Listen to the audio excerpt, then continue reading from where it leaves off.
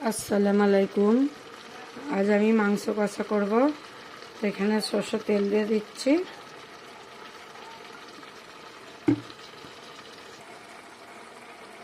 এখানে চিমনিটা জ্বেলে দিচ্ছি। দেখুন, এই তেলটা গরম হয়ে গেছে। তো এখানে আমি পেঁয়াজ দিয়ে দিচ্ছি।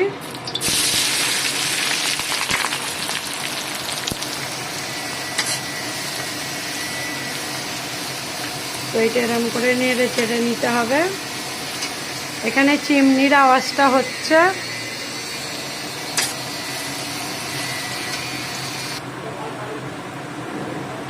এখানে আদা রসুন একসাথে বাটা আছে, মিক্স করে এখানে দিয়ে দিচ্ছি। এটাও নাড়াচাড়া করব। এখানে আদা রসুন পেঁয়াজ সব বাদামি কালার হয়ে গেছে। এখানে মাংসটা দিয়ে দিচ্ছি। দেখুন,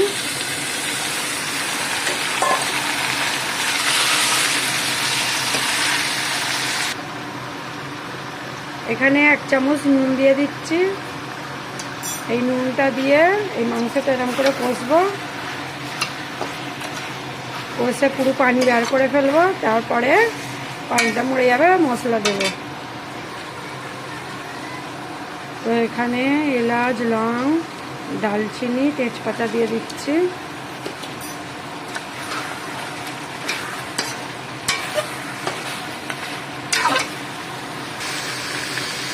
এখানে জিরে গুঁড়ো দিয়ে দিচ্ছি 1 ডাব্বু, লঙ্কা গুঁড়ো দিয়ে দিচ্ছি,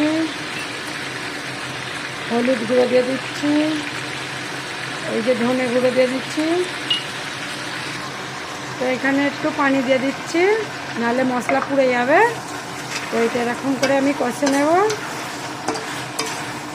কষা হয়ে গেলে তারপরে খানিকক্ষণ পরে টমেটো দিয়ে দেবো। তো এটা মশলাটা কষা হয়ে গেছে। এখানে কাঁচা লঙ্কা, টমেটো দিয়ে দিচ্ছি। এইটাও কষবো 5 মিনিট। কষে তারপরে পানি দেব।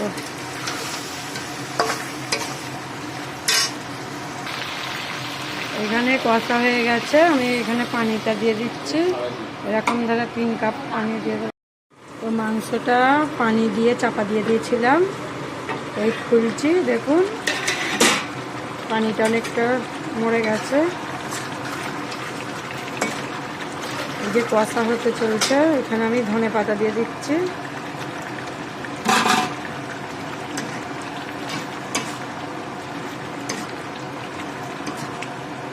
আর একটু ঝোলটা মরবে।